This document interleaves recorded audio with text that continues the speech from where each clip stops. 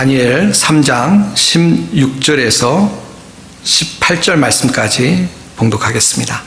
사드락과 메삭과 아벳느고가 왕에게 대답하여 이르되 느부갓네살이여, 우리가 이 일에 대하여 왕에게 대답할 필요가 없나이다. 왕이여, 우리가 섬기는 하나님이 계시다면 우리를 맹렬히 타는 풀물 가운데에서 능히 건져내시겠고 왕의 손에서도 건져내시리이다. 그렇게 하지 아니하실지라도 왕이여, 우리가 왕의 신들을 섬기지도 아니하고 왕이 세우신 금신상에게 절하지도 아니할 줄을 아옵소서. 18절 말씀까지 봉독했습니다. 언젠가 시청했던 영화 중에 그런 장면이 있어서 잠깐 소개를 하려고 합니다. 이 예루살렘에 관한 그런 영화였는데요. 그나마 종교 영화는 아니었고 아주 지극히 세상적인, 세속적인 그런 영화였는데, 어쨌건 무대가 이 예루살렘이었고 또 십자군 원정 때의 이야기였습니다. 그래서 이제 예루살렘 성을 이 모슬렘에서 이제 공격을 해서 성을 빼앗길 위기에 처하게 되었습니다. 실제 역사에 있었던, 또 교회사에 있었던 일을 근거로 했던 영화이기 때문에 어떻게 보면 좀 생생하기도 하고요. 또 이렇게 현실적인 것과 또 영화적인 것이 좀 섞여 있어서 분별이 필요한 그런 영화였습니다. 근데 그 영화 가운데 이제 성이 무너질 때가 되니까 그 예루살렘을 지키고 있던 이제 기독교인들이죠. 기독교인 중에 특별히 그 종교 지도자들이 그 성을 이제 사수하려고 혼신의 힘을 다하고 있는 이제 군인들 또 지도자들에게 와서 어떤 의견을 이야기하냐면, 이제 성이 무너질 테니까 우리가 항복을 하자. 그리고 항복을 하고 모슬렘으로 개종해서 살아남자. 그러고 나서 살아남고 나서 다시 또 기독교로 개종하자라는 대사를 하는 그런 이야기가 영화에 나오고 있습니다. 사실 이제 종교 지도자들, 주로 이제 사제라고 해야 될 것 같은데요. 평소에는 굉장히 종교적인 척을 하고 굉장히 아주 엄격한 이야기들을 하는데, 갑자기 자기 목숨이 위험하게 되니까 그렇게 쉽게 하나님을 버리고 그쪽으로 옮겨가자, 나중에 또 옮겨오면 된다라고 이야기하는 것을 보면서 굉장히 이 단어를 사용해도 좋을지 모르겠습니다만 황당하다는 생각이 좀 들었습니다.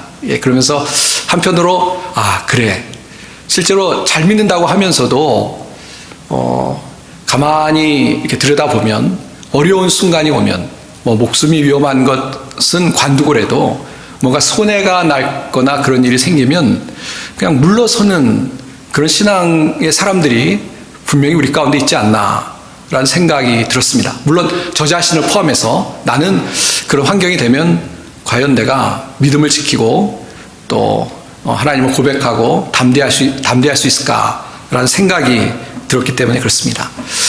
제가 케냐에 사역할 때 사역하는 일 때문에 운전기사를 모집해서 이제 뽑게 됐는데요. 근데 기사가 이제 와서 이제 면접을 이렇게 하는데, 제가 요구한 것도 아닙니다. 왜냐하면 이 취업하는데 그런 것들을 이제 얘기해서는 안 된다고 생각이 들어서 그냥 일반적인 면접을 하는데, 본인이 자기가 지금 다른 종교를 믿고 있는데 아주 기꺼이 개종을 하고 이 일을 하기 위해서 개종할 수 있다라는 이야기를 듣고 참 이게 뭐지? 라는 생각이 좀 들었습니다. 그런 것뿐만 아니라 실제로 제가 경험한 것도 있는데요.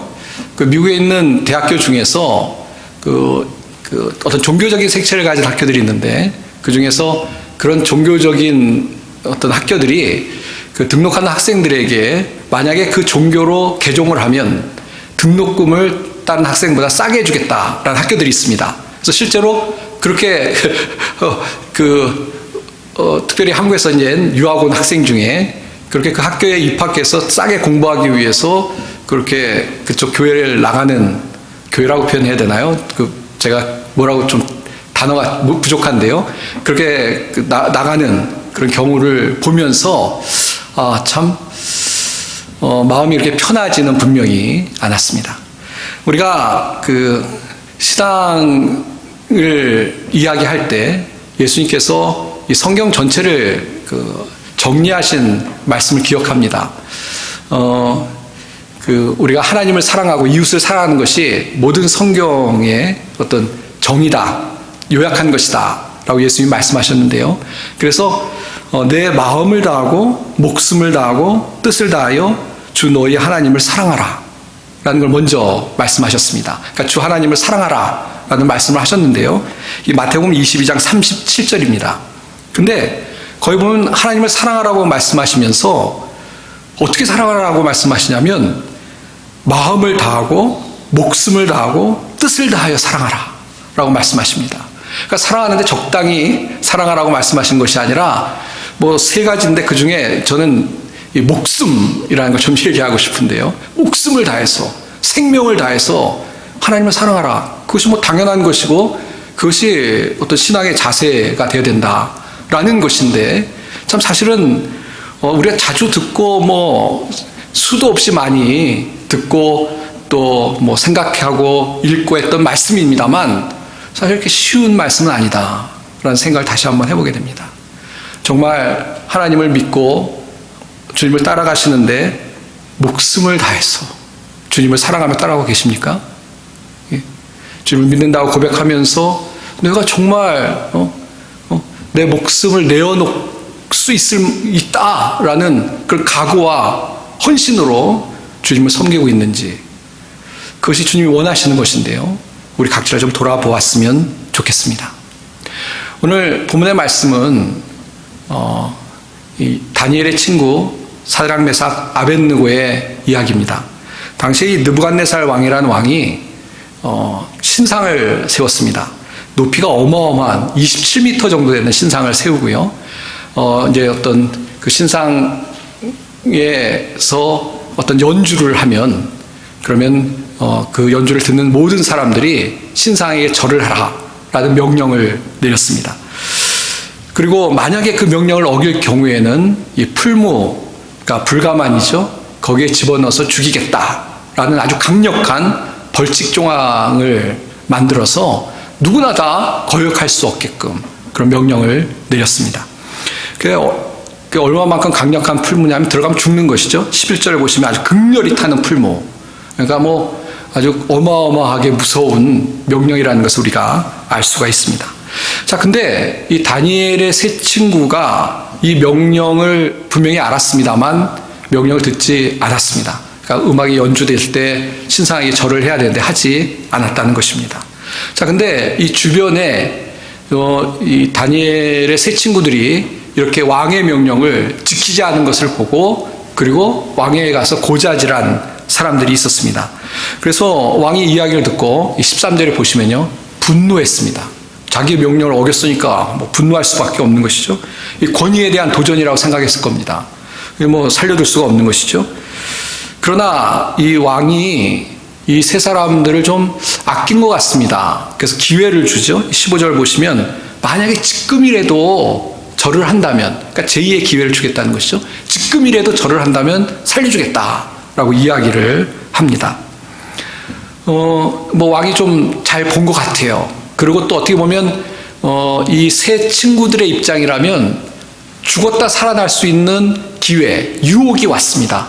그전에는 뭐 하나님을 섬기겠다는 생각으로 신상에 절을 하지 않았지만 그래서 죽게 됐는데 이번만 절을 하면 살려준다고 하니까 어떻게 보면 또 다른 유혹이 온 것입니다. 자, 그러나 우리가 읽은 이 16절 그 말씀에 보면 뭐라고 대답합니까? 우리가 이 일에 대하여 왕에게 대답할 필요가 없나이다 라고 하면서 단호히 끊고 있는 다니엘의 세 친구의 모습을 볼 수가 있습니다. 이 말할 필요가 없다는 건 뭐냐면 무르나 마나라는 것입니다. 뭐 우리의 대답은 더 이상 생각할 필요가 없이 분명하다. 절하지 않겠다라는 분명한 의사를 밝히고 있는 것입니다. 자, 그러면서 이제 17절에 보시면요. 왕이여, 우리가 섬기는 하나님이 계시다면 우리를 맹렬히 타는 풀문불 가운데에서 능히 건져내시겠고 왕의 손에서도 건져내시리다 라고 이어서 말을 하고 있습니다. 그러니까 뭐냐면요, 이 다니엘의 세 친구들이 분명히 금신상에 절하는 것이 하나님을 믿는 그들에게 있어서 해서는 안 될 것이라는 것을 알고 있었고요. 왕이 뭐라고 이야기하든 간에 우리는 분명합니다 라고 의사를 밝히면서, 그러면서 왜 우리가 금신상에 절하지 않는지에 대해서도 이어서 이야기하고 있는데요. 그 첫 번째가 뭐냐면 하나님께서 능히 우리를 건져내 주시고 우리를 살려주실 것이다 라고 믿고 있다라는 것을 분명히 밝히고 있다는 것입니다. 그러니까 이 세 친구들에게는 첫 번째로 구원의 확신이 분명히 있었던 것입니다. 내가 하나님의 말씀에 순종하고 하나님을 위해서 목숨을 걸면 하나님께서 지켜주실 것이다. 그 믿음을 지금 고백하고 있는 것입니다. 그러니까 두 가지로 나눠 생각할 수 있는데요. 이들의 고백 가운데 하나님 능히 구하실 수 있다. 구하실 수 있는 하나님이다 라는 것을 밝히고 있고요. 또 그런 구하실 수 있는 하나님이 우리를 구해 주실 것이다 라고 분명히 밝히고 있다는 것입니다. 그렇습니다. 우리가 이 신앙생활 하는데요, 때로는 어려움이 올 수 있습니다.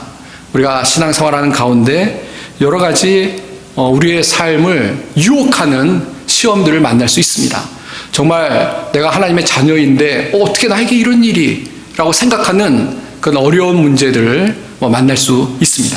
그것이 건강의 문제일 수도 있고요, 그것이 가정의 문제일 수도 있고요, 그것이 자녀의 문제일 수도 있고요, 그것이 어떻게 보면 내 사업에 관한 문제일 수도 있고요, 또 어떻게 보면 내 신앙생활하는 가운데 어떤 교회 안에서 있는 어떤 부닥치고 또 관계 속에서 갖는 상처일 수도 있습니다.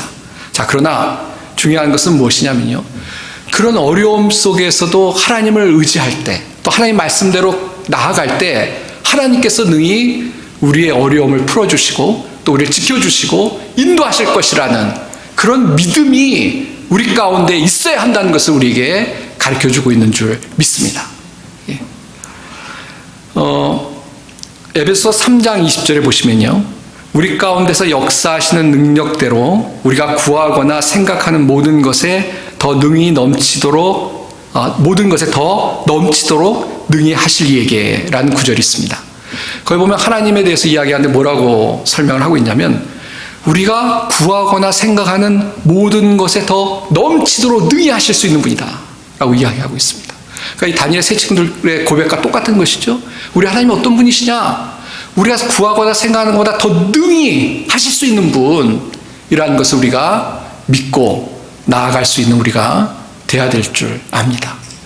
그러니까 우리의 문제보다 그 문제를 하나님 푸실 수 있는 분이죠. 우리의 문제보다 더 크신 분이 하나님이시기 때문에 능히 우리의 문제를 해결하실 수 있는 분이다 라는 믿음으로 주님을 의지하고 어떠한 유혹과 시험 속에서도 더 주님 의지하고 나갈 수 있는 그런 믿음의 사람들이 되어야 된다는 것입니다.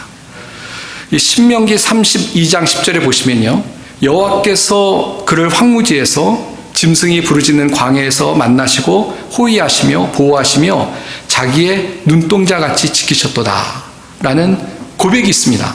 이게 그 그를 아까 제가 그랬는데 그가 누구냐면 그 앞절에 보면 야곱을 가리키는데 야곱 한 사람을 가리키는 것이 아니라 이스라엘 백성을 가리키는 것입니다. 그래서 이스라엘 백성을 애굽에서 구원하셔서 인도하셨던 하나님에 대한 찬양하는 그런 내용입니다. 근데 이스라엘 백성을 인도하신 그 하나님에 대해서 어떻게 찬양하고 있냐면, 광야에서 만나시고 호위하시고 보호하시고 자기 눈동자처럼 지키셨던 하나님이라고 고백을 하고 있습니다. 이스라엘 백성뿐만 아니라 우리를 그렇게 인도하시는 하나님에 관한 말씀인 줄 믿습니다. 그러니까 우리가 살아갈 때 어려운 일을 만납니까? 이스라엘 백성이 광야에서 어려운 일을 만났죠. 그러나 그들을 호위하시고 보호하셨던 하나님, 눈동자처럼 지켰던 하나님이 우리를 지키신다라는 믿음으로 살아가는 우리 모든 성도님들이 다 되시기를 바랍니다. 그래서 실제로 너무 많은 간증들을 이야기할 수밖에 없는데요, 이 어려움을 당했을 때, 특별히 하나님을 섬기다 어려움을 당했을 때 하나님께서 놀라운 방법으로 은혜를 베푸시고 구원해 주셨던 너무나 많은 간증들을 우리가 만날 수 있습니다. 제가 한번 말씀드렸습니다만 선교사님들 중에 간증을 들어보면 야, 그런 일이 있었어? 라는 간증들이 너무 많습니다. 학교를 세우고 사역을 하시는데 갑자기 이 학교가 어떻게 보면 다른 사람들에 의해서 넘어갈 수 있는 위험을 처했는데 하나님께서 놀라운 일을 이루셔서 갑자기 그 지역 그 교육 담당하는 사람이 바뀌고 그 교육 담당자가 그 흔하지 않은 기독교인이 담당을 맡으면서 불의를 바로잡는, 그 사람이 뭐 불의를 행해서 도와줬다는 것이 아니고 불의를 바로잡는 일이 생겨서 학교를 보호하시는 뭐 그런 성사님의 간증도 있고요. 너무나 많은 하나님의 도우심과 인도하심에 대해서 우리가 들을 수 있고 또 경험하며 살아갈 수가 있는 것입니다. 사랑하는 성도 여러분, 그렇기 때문에 뭐 다니엘의 세 친구처럼 우리가 신앙생활하면서 신앙적인 도전을 받으십니까? 내가 정직해야 되기 때문에 하나님 말씀대로 살아야 하기 때문에 어려움을 당하십니까? 걱정하지 마십시오. 일단 능히 우리를 도우실 수 있는, 능히 도우시는 하나님이 우리와 함께 하심을 믿고 담대히 나아갈 수 있는 우리 성도님들이 다 되시길 바랍니다. 예. 그래서 뒤에 부분을 좀 먼저 해야 되겠는데요. 이 세 친구들도 어떻게 됐습니까? 뭐 아시는 것처럼 하나님께서 은혜로 구원해 주시죠. 이 어느 정도 이제 이 어려움이 있었냐면 불을 7배나 더 세게 만듭니다. 풀무에.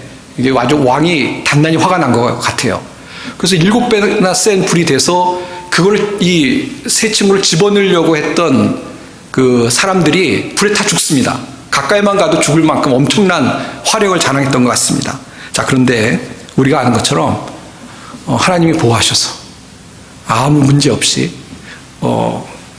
그 부분을 자세히 이야기하지는 않겠습니다. 뒷부분이 남아있기 때문에 하나님께서 보호하셔서 그 껐도 없는 걸 보고 왕이 나오게 하죠. 나왔는데 그런 데도 없고 뭐 그런 데도 없고 또 정말 어떤 불탄 냄새도 안 나는, 완전히 하나님께서 정말 초자연적으로 지켜주셔서 보호하시는 가운데 이 세 친구가 나오게 되는 그런 하나님의 역사가 기록되어 있습니다. 이게 진짜 사실이고 하나님께서 그렇게 보호하신 줄 믿습니다. 우리가 지금 말씀 나눈 것처럼 하나님이 하실 수 있고 하셨다라는 것을 볼 수 있는 그런 장면인 것입니다. 예. 그리고 뭐 이어지는 것은 우리가 아는 것처럼 이 느부갓네살 왕이 하나님을 찬양하고 고백할 수밖에 없는 거기까지 이르게 되죠. 그러니까 하나님께서 오히려 이런 어려움을 통해서 하나님의 영광이 드러나는 일로 바꾸신 모습을 우리가 계속 이어서 볼 수가 있다는 것입니다. 다시 한번 말씀드립니다. 어려움이 온다고, 시험이 온다고 낙심하거나 염려하거나 불안하지 마시고 주님을 믿고 담대히 나아갈 수 있는 우리 모든 성도님들이 다 되시길 바랍니다. 예. 자, 근데 이제 여기서 멈추면 안 되는 이야기가 계속 이어지고 있습니다. 그것은 무엇이냐면 18절인데요. 이 세 친구가 계속 이런 고백을 합니다. 그렇게 하지 아니하실지라도 왕이여, 우리가 왕의 신들을 섬기지도 아니하고 왕이 세우신 금신상에게 절하지도 아니할 줄을 아옵소서. 이게 무슨 이야기입니까? 이 신앙생활을 하는데요, 이 부분을 잘 이해하셔야만 합니다. 하나님께서 도우시는 게 분명한데요, 그런데 우리가 신앙생활 하다 보면 어쩔 때는 이해가 안 될 때가 있습니다. 하나님이 도우시는 경우가 훨씬 많은데, 그런데 또 신앙생활 하다 보면 내가 생각하는 대로 하나님께서 일을 이루시지 않을 때도 있습니다. 혹은 엎친 데 덮친 격이라고요. 막 어려워서 하나님께 구했는데 그 문제가 해결되지 않고 더 큰 어려움을 당할 때도 있습니다. 그럼 이제 우리가 신앙적으로 이게 도대체 뭐지? 라는 생각이 드는데요. 그런데 사실은 그런 일이 일어난다고 놀래거나 낙심하거나 두려워하셔서는 안 됩니다. 이 신앙이라는 것이 좀 더 우리가 나아가야 되는 부분이 있는데요. 바로 오늘 다니엘의 세 친구처럼 그리 아니하실지라도 하나님을 의지하는 그런 믿음이 우리 가운데 있어야만 한다는 것입니다. 우리가 신앙생활 하다가 하나님께서 분명히 역사하셔서 간증하고 찬양할 때가 있습니다. 저는 글쎄 퍼센티지로 나는 게 좀 그렇습니다만 그런 경우가 더 많은 것 같아요. 그러나 아닐 때도 있다는 것입니다. 그러니까 이 다니엘 세 친구들이 고백한 것처럼 우리를 살려주실 것을 믿습니다. 그러나 그리 아니하실 때도 있다는 것이죠. 자, 그렇게 아니하실 때 그러면 하나님이 안 계셔서 그런 것이냐, 혹은 하나님이 날 사랑하지 않으셔서 그런 것이냐, 하나님이 능력이 없으셔서 그런 것이냐 라고 자꾸 마음에 어떤 의심을 갖고 믿음 없는 불평과 원망과 또 정말 믿음이 없어서 낙심하지 않는 그런 성도들이 되어야 된다는 것을 오늘 이 본문에서 우리가 깨달아야 될 줄 믿습니다. 예.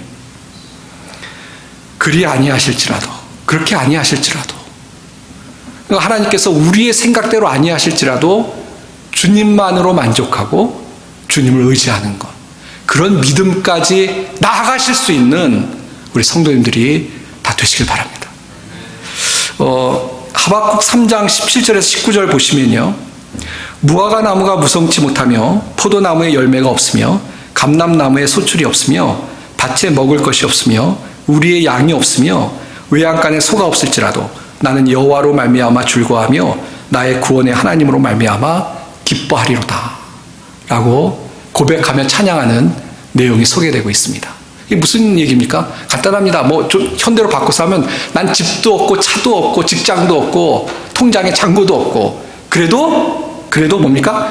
하나님으로 인하여 하나님 때문에 즐거워하고 나의 하나님으로 인하여 구원의 하나님으로 말미암아 기뻐하겠습니다 라고 신앙을 고백하고 있는 것입니다. 이것이 우리의 믿음, 신앙이 되어야 될 줄 믿습니다. 예. 아무 것이 없어요. 우리 뜻대로 안 되고 있어요. 그럼에도 불구하고 전 두 가지로 좀 나눠 생각할 수 있을 것 같은데요. 그냥 하나님만으로 감사하고 기뻐하는 것입니다. 나에게 하나님이 계시기 때문에 하나님만으로 기뻐하고 감사할 수 있는 그런 믿음을 갖는 우리가 되어야 될 줄 믿습니다. 또 두 번째는요, 그런 하나님이 하나님만으로 기뻐하고 감사하는데 그런 하나님이 결국 나는 이해를 지금 못하지만 지금 이 순간에 이해가 안 되지만 하나님께서 다 뜻이 계시고 하나님 계획이 계셔서 나를 이끌어 주실 것이다 라는 믿음으로 살아갈 수 있는 그것이 참 믿음 아니겠습니까? 예. 자식들을 키워서 아시겠습니다만 이 자식들이 안 그런 자식도 있습니다만 때로는 부모에게 요구하는 자식들이 있었습니다. 뭘 해줬으면 좋겠다. 특히 어렸을 때 그러죠. 용돈 달라고 그러고 뭘 해달라고 그럽니다. 근데 부모가 이제 자식을 위해서 잘 해주는데 어떤 자식이 한 번 안 해줬어요. 그랬더니 우리 부모님은 날 사랑하지도 않고 내가 요구하는 거 해주지도 않고 그리고 삐져서 영영 부모와 절교한다면 좀 약간 모자른 거죠. 분명히 무슨 이유가 있어서 부모가 안 해주는 것이고요. 그런 어떤 해주고 안 해주고의 문제 때문에 부모와 관계를 끊는다? 그건 좀 말도 안 되는 것이죠. 비유를 드리고자 하는 건데요. 하나님과 우리 사이에 중요한 게 무엇입니까? 관계지 않습니까? 하나님 우리를 사랑하시기 때문에 우리를 보호하시고 지켜주시고 주시는 거 맞습니다. 그러나 때로는 우리를 위해서 고난도 허용하시고요. 우리를 위해서 우리가 구하는 것을 주시지 않을 때도 있습니다. 노라고 하실 때도 있습니다. 그때 하나님과 우리의 관계는 그럼에도 불구하고 변해서는 안 되고 변하지 않는 것이죠. 그리고 하나님께서 우리를 인도하실 것이라는 우리 아버지 하나님께서 인도하실 것이라는 믿음으로 계속 주님을 바라보고 나아가는 그것이 믿음인 것이고 그것이 자녀된 우리의 태도가 된다는 것을 기억하고 살아가는 우리 성도님들이 다 되시길 바랍니다. 이 마틴 로이드 존스 목사님이라는 유명한 목사님이 계셨습니다. 그 목사님이 이런 이야기를 하셨는데요. 나는 하나님께서 내가 뜻하지 않게 하나님에게 요구할지도 모르는 것에 기꺼이 행하시지도 않는 것을 감사드립니다. 나는 하나님께서 내가 요구했던 어떤 것을 나에게 허락하지 않으시고 내 앞에서 문을 닫으셨던 것을 매우 감사하게 생각합니다. 해주셔야 감사한 게 아니고 안 해주셔서 감사합니다. 그러니까 뭘 나에게 해주시냐 안 해주시냐가 문제가 아닌 것이죠. 그냥 하나님 감사합니다. 하나님 은혜에 감사합니다. 하나님으로만으로 만족하고 기뻐합니다. 라는 이 목사님의 고백인 줄 압니다. 고린도후서 12장 7절에서 9절 보시면요. 이 사도 바울이 자신의 개인의 좀 이야기를 합니다.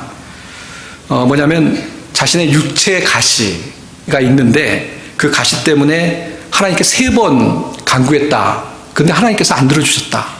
라는 이야기를 합니다.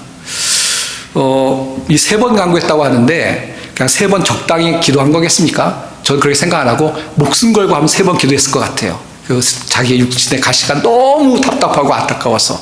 자, 근데 안 들어주셨어요. 그럼 어떻게 보면 하나님 내 기도에 안 들어주시나? 내 기도를 안 들어주시나? 그렇게 불평할 수 있는데 사도 바울 그때 오히려 깨달았다고 고백을 합니다. 뭐라고 얘기하냐면 내 은혜가 내게 족하도다. 이는 내 능력이 약한 데서 온전하여 짐이라. 하나님 말씀을 들었다는 것이죠. 그러므로 도리어 크게 기뻐함으로 나의 여러 약한 것들에 대하여 자랑하리니 이는 그리스도의 능력이 내게 머물게 하려 함이라. 사도 바울의 고백이 그겁니다. 하나님께서 오히려 내 기도를 안 들어주시고 육체의 가시를 남겨두셨는데 봤더니 이게 나에게 오히려 은혜구나 라고 깨달았다는 것입니다. 왜냐? 내가 육체의 가시도 없고 너무 쨍쨍해요. 그러면 뭐 좀 교만할 수도 있고 내 힘으로 한다고 생각할 수 있는데 육체에 가시가 있으니까 뭐 겸손할 수밖에 없고 그러다 보니까 더 하나님의 능력이 필요합니다. 하나님 능력만으로 할 수 있습니다라고 하나님의 능력을 내 속에 머물게 하는, 그것을 앞세우는, 그 능력을 의지하게 하는 그런 하나님의 은혜를 깨닫게 되었다는 것입니다. 그러니까 결국 그런 것이죠. 하나님께서 뜻이 계셔서 이렇게 하셨구나. 그걸 깨달았다는 고백입니다. 우리에게도 적용되는 줄 믿습니다. 사랑하는 성도 여러분, 그리 아니하실지라도 주님을 의지하십시오. 왜? 하나님은 다 아세요. 아시면서 우리에게 더 좋은 것을 주시기 위해서 하나님께서 그렇게 우리 생각과는 다르지만 그런 방향으로 인도하시는 줄 믿습니다. 그냥 하나님 의지하는 겁니다. 예. 제가 전에 한번 말씀드렸는데요. 개업 예배에 갔는데 좀 어려운 형편에 있는 집사님이 개업을 하셨습니다. 근데 이제 개업 예배를 드리는데 그 집사님이 운송업 같은 걸 이제 개업을 하셨어요. 근데 저도 잘 몰랐는데 그 운송업은 주일날 문을 닫으면 안 된다고 그러더라고요. 그날 많이 이렇게 운송을 하게끔 돼서. 근데 이 집사님이 난 주일날 비즈니스를 안 하시겠습니다 라고 개업 예배 때 얘기를 하시더라고요. 그래서 이 개업 예배를 인도하는 목사지만 이거 기도를 많이 해야 되겠구나 생각을 했습니다. 자, 어떻게 됐을까요? 어떤 경우에는 이런 경우에 하나님 더 축복해 주셔서 잘 되는 경우가 있어요. 그런 간증들 많이 들어보셨을 거예요. 근데 이 집사님의 경우에는 결국 문을 닫으셨습니다. 예. 참 하나님이 이상하세요. 이해가 안 될 때가 있어요. 근데 더 문제는 뭐냐면 이 집사님 가정에 아이가 있는데 아이가 수술을 받아야 돼요. 그래서 수술비가 많이 필요해요. 그래서 장사 잘 돼야 되는데 그래서 수술을 받기 어려운 형편이 되셨습니다. 빨리 어린아이이기 때문에 빨리 그 시간을 놓치지 않고 수술을 받아야 되는 상황이었습니다. 그래서 도대체 하나님 뜻이 어디 있을까? 근데 참 이 집사님 믿음이 좋으세요. 옆에서 믿음 없는 목사는 개업 예배를 인도했다는 죄 때문에 이거 참 어떻게 하지? 그렇게 하고 있는데 하나님께서 하실 거다 하고 믿으시더라고요. 그 다음에 어떤 결과가 있었냐면 시간이 좀 지난 다음에 그 주변에 있던 교회 안에 같은 신앙을 고백하는 그 나이가 비슷한 연대의 집사님들이 있었습니다. 그러니까 친구 집사님들이죠. 이 집사님들이 이런 형편을 보고 기도를 같이 하는 가운데 마음에 하나님께서 은혜를 주셔서 이 집사님들이 그 집사님을 돕기로 하고 돈을 모았습니다. 그래가지고 아이 수술을 은혜 가운데 잘 마쳤습니다. 수술을 마친 것도 은혜고, 전 그때 어떤 생각이 들었냐면 돈의 문제가 아니라 같이 그 옆에 있는 집사님들이 정말 신앙적으로 기도하고 우리가 하나님 앞에 신앙을 생활하는 게 무엇이냐, 우리가 함께 기도하고 함께 나누는 거 아니냐라는 어떤 믿음의 도전을 받고 그런 믿음에 더 어떤 뜨거워지는 그런 역사를 보면서 하나님께서 이렇게 모든 것을 더 완벽하게 하시려고 하셨구나 라는 고백을 개인적으로 드릴 수 있었습니다. 하나님께서 그리 아니하실 때 낙심하지 마십시오. 하나님께서 새로운 문을 열어주시고 인도해 주실 줄 믿습니다. 이제 말씀을 맺도록 하겠습니다. 사도 요한의 친구였고 또 제자였던 폴리갑이라는 분이 있었습니다. 이 서머나 교회 감독이기도 했고요. 교부였던 이레니우스의 스승이기도 했습니다. 아주 훌륭한 분인데요. 근데 이분이 그러니까 86에 체포가 되었습니다. 그러니까 예수를 믿는다는 것 때문에 핍박받는 시기였기 때문에 체포가 되었습니다.